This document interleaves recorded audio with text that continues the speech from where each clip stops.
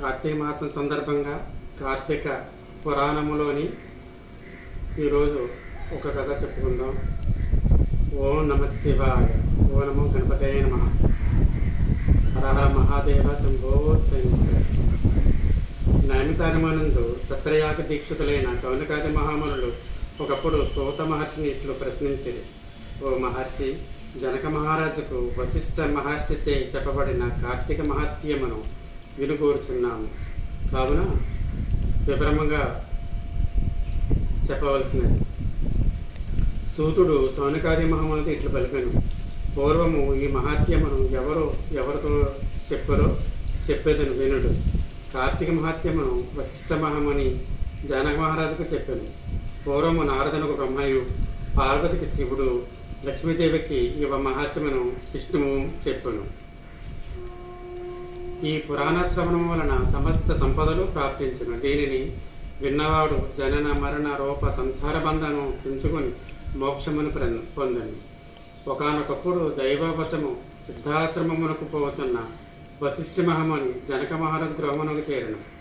అంత జనక మహారాజు వశిష్ఠుని చూచి దండ ప్రణామములు చేసి ఆర్ఘ్యపాదాతుల చేత పూజించి పాదోదకమును శిరస్సు అందించుకొని బంగారపు ఆసనము ఇచ్చి వికసించిన తామర పువ్వు వంటి కన్నులు గలవాడను, సమస్త జంతువులందును దయగలవాడను, సదాచారవంతుడను, బాల సూర్య సమాన కాంతి గలవాడను, సమస్త గుణ సంపన్నుడను వగు మునిని భక్తి వానమును ఇట్లని విన్నపించాను.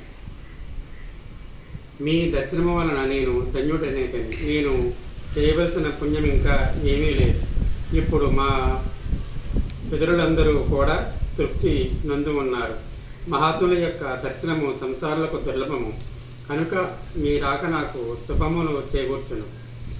జనకుడు ఇట్లు పలికిన తర్వాత వశిష్ఠ మహర్షికి వికసించిన ముఖము గలవాడే, దయతో గూడిన వాడే సంతోషించి చిరునవ్వు నవ్వుచు రాజుతో ఇట్లని, రాజోత్తమ, మీకు క్షేమముగాక. నేను మా ఆశ్రమమునకు పోవుచున్నాను. రేపు ఆశ్రమందు యజ్ఞము జరగవలెను. దానికి ఇప్పుడు ద్రవ్యమును ఇచ్చుటకు తగి ఉన్నాను. మునీశ్వర, యజ్ఞమునకు చాలినంత ద్రవ్యమును నేను ఇచ్చేదను, కానీ వినివారి పాపములను పోగొట్టు ధర్మ రహస్యము నీ వలన వినుగోరుచున్నాను. నీకు తెలియని ధర్మము లేవు కాబట్టి అధిక ఫలమునిచ్చే సూక్ష్మ ధర్మమును నాకు చెప్పుము. కార్తీక మాసము సమస్త మానముల కంటేను సమస్త ధర్మముల కంటేను ఎట్లు అధికమైనదో దానిని వినగోరుచున్నాను. మీకంటే ధర్మమూర్తులు ఎవరూ లేరు. వశిష్ఠముని చెప్పుచున్నాడు. రాజా, పూర్వమందు పుణ్యమాచరించిన ఎడల సత్యశుద్ధి కలుగును. సత్యశుద్ధి కలిగిన పుణ్యమార్గ మందివిలాస కలుగును. కనుక లోకాపకార్థమే ఇప్పుడు నీ వడిగినది చెప్పేది వినుము. విన్నంత పాపములు నశించను. సూర్యుడు తులా సంక్రమణం ఉండుండగా కార్తీక మాసములో చేసిన స్నానము, దానము, అర్చనము మొదలైనవి వంటి మనసుతో ఏది చేసినను అక్షయమగులని మునీశ్వరులు చెప్పారు. కార్తీక వ్రతమును తులా సంక్రమమును మొదలుకొని గాని కార్తీక శుక్లపాడ్యం మొదలుకొని గాని ఆరంభించవలను. ఆరంభమందు ఓ సర్వేశ్వర, నేను కార్తీక వ్రత ప్రారంభించుచున్నాను. దానికి నిర్విఘ్నంగా పూర్తి చేయము అని సంకల్పము చేసి కార్తీక మాసమందు సూర్యోదయ సమయమున కావేరి నది యందు స్నానమాచరించిన వారికి మహాఫలము కలుగును. సూర్యుడు తులారాశిని ప్రవేశించిన తోడనే 3 లోకములను పవిత్రము చేయొచ్చు. గంగానది ద్రవరూపంబున ధరించి సమస్త నదీ జలములోన ప్రవేశించునని తులారాశిలో కార్తీక మాసమును చెరువులందును దిగుడు బావులందును హరి నివసించుచుండని. కార్తీక స్నాన విధానము. రాజా, కార్తీక మాసమందు గంగకు, నదికి కానీ ప్రవహిస్తున్న నీటి వద్దకు కానీ పోయి నమస్కరించి హరిని ధ్యానించి కాళ్ళు చేతులు కడుక్కొని ఆచరణ చేసి శుద్ధుడై మంత్రముల చేత భైరవాజ్ఞను పొంది మొలలోతు నీటిలో స్నానం చేయవలను. తర్వాత దేవర్షి పితృతర్పణం ఆచరించి హరిభక్తితో ఆఘమర్షణ మంత్రమును పఠించుచు బొటనవేలి కొనతో ఉదకమును ఆలోడనము చేసి తీరమునకు వచ్చి తర్పణము చేసి మలవస్త్రమును విడిచి ఉదకమును వదిలి ఆచరణ చేసి శిరస్సును వదిలి మిగిలిన శరీరం అంతయు తడి వస్త్రముతో తుడుచుకొని నారాయణ ధ్యానం ఆచరించారు. ధోత వస్త్రమును ధరించవలను. తర్వాత బ్రాహ్మణుడు గోపుచంద్రమతో 12 మార్లు ఊర్గ పుండ్రములను ధరించి సంధ్యావందనము చేసి గాయత్రీ జపము చేయవలను.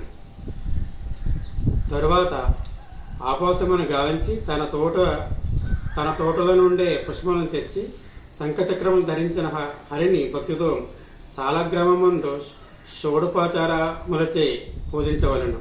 తర్వాత కార్తీక పురాణమును పఠించి లేదా విని ఇంటికి వెళ్ళి భక్తితో దేవతార్చన చేసి భోజనము చేసి ఆచనము గావించి తర్వాత పురాణకాక్షేపమును చేయవలను. సాయంకాలము కాగానే ఇతర వ్యాపారములను ఆపివేసి విష్ణాలయముందు గాని శివాలయముందు గాని తన శక్తి కొలది దీపములను పెట్టి భక్ష భోజ్యాదుతో స్వామిని పూజించి వాక్చుతితో విష్ణు స్తోత్రములను గాని శివస్తోత్రములను గాని పఠించి నమస్కారమును ఆచరింపవలేదు. ఈ ప్రకారము ఎవరు కార్తీక మాసమందు భక్తితో చేయుచున్నారో వాడు పునరావృత్తి వర్జితమైన వైకుంఠమును పొందుచున్నారు. పూర్వ జన్మాత్మములను ఈ జన్మాత్మలను అయిన సమస్త పాపములను కార్తీక వ్రతం ఆచరించిన యెడల నశించెను. బ్రాహ్మణుడు గాని క్షత్రియుడు గాని వైశ్యుడు గాని శూద్రుడు గాని వైశ్యుడు గాని ఋషీశ్వరుడు గాని స్త్రీలు గాని భక్తి శ్రద్ధలతో కార్తీక వ్రతమును చేసిన యెడల వానికి పునరావృత్తి లేదు. ఎవ్వరు కార్తీక వ్రతను చూసి సంతోషించను వానికి ఆ దినం మందారించరించిన పాతకము నశించను. ఇందుకు సందేహము లేదు. ఓ నమ శివాయ. ప్రథమాధ్యాయం సమాప్తము. ఈ కథ విన్నవారికి చదివివారికి కూడా ఎంతో పుణ్యఫలం ప్రాప్తిస్తుంది. ఈ కార్తీక మాస శుభదినాన